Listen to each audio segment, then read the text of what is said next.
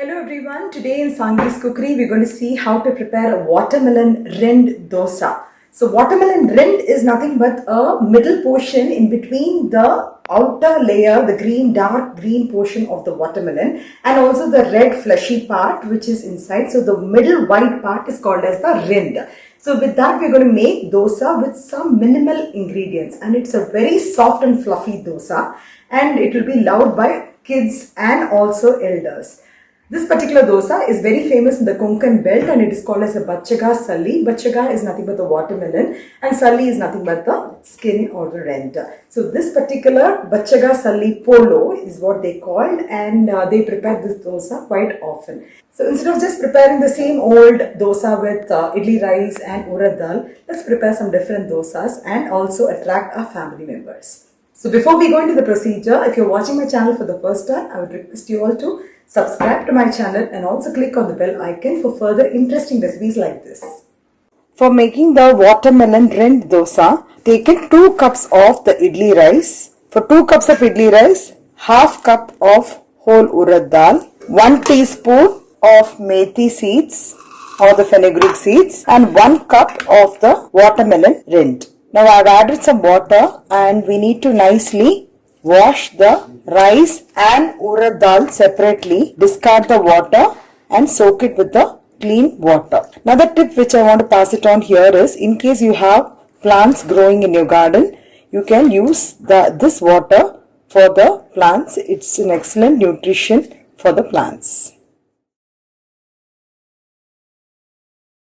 So I'm just going to soak it overnight. Otherwise you can just soak it for 4 to 5 hours if you're doing it during the daytime. Now I have the ground batter of the rice and the urad dal and the methi. So I'm just going to allow it to ferment for about 6 to 7 hours. Now we have the batter which is ready for making the watermelon rind dosa. To this batter I'm going to take 1/2 of the portion. I'm going to add the soaked poha or the beaten rice along with ground paste of coconut, green chilies and ginger. I've taken 3 green chilies and a small piece of ginger and half cup of coconut. So this is slightly a thick poha or the flattened rice. So you need to soak this for about 15 to 20 minutes. If it's very thin, 5 minutes is more than enough. I'm also going to add 1 cup of the watermelon rind. This is the middle part of the watermelon. So basically the watermelon, I cut the pulpy part where we eat the fruit, and I'm going to peel off the skin. And the skin can be used as a manure for the plants by just placing it on the top of the soil. After peeling the skin, you get the middle part like this.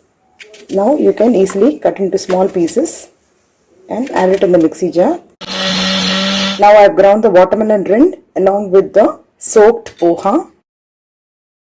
And I'm also going to add half portion of this batter. So we have one batter which is with the poha, grated coconut, green chilies and ginger. Now the other batter which is plain. So to that I'm just going to add the plain cut watermelon rind to this. So we'll have 2 types of batter. So you can do it in either ways. So I'm going to transfer the plain watermelon rind to this. So we'll just leave it for some time before we start making the dosas. I've taken a non-stick pan so that even without oil you will be able to make the dosas.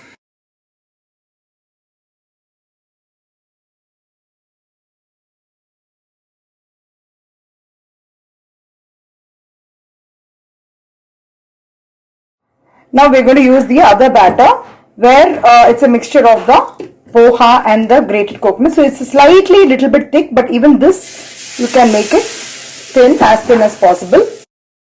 Since it has poha and grated coconut, it is little difficult to spread, but the taste is something which is really different because we have added the ginger and the green chilies.